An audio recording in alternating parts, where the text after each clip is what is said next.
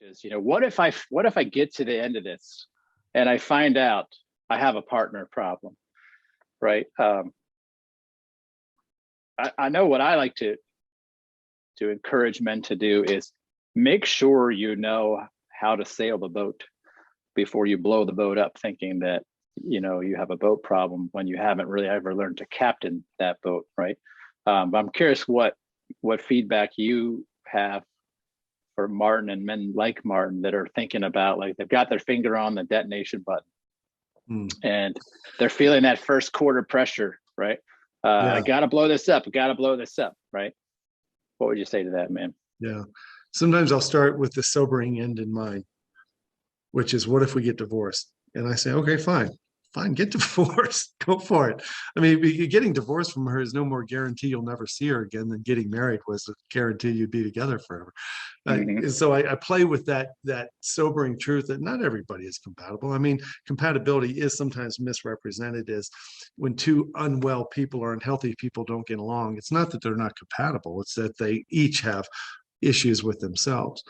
So the sobering truth is, it could end. Your marriage could end in divorce, and she could truly be incompatible with somebody who doesn't share one iota of the belief and value system you have for a kind, respecting, loving marriage. And if that's true, no, you probably shouldn't be with a person like that who goes counter to everything you believe in every fiber of your body.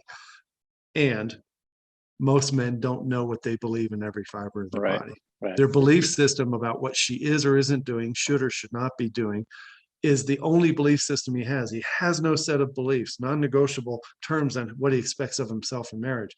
So when we come back from that brink of, hey, yeah, you could get divorced, come all the way back to the first quarter and say, let's start running this game like you know what you're doing.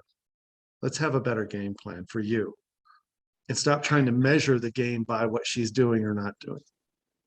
I find that, the crux to help men through is actually getting them to agree, just to come that first step into the journey that we talk about of, let's get you clear on what you want and who you are, so that you can make that comparison. Because if you don't know who you are or what you want, how are you able to conclude anything about her? But I find men don't want to do that easily, men like Martin, because they're focused on that fourth quarter and they're not willing to play the rest of the first quarter or even the second quarter without a guarantee, which none of us get. We all could expire at any minute. But there is this kind of anxious energy that a man has, that he says, unless you can guarantee me that in the fourth quarter I'm going to score 10 touchdowns, I'm not willing to play the first quarter.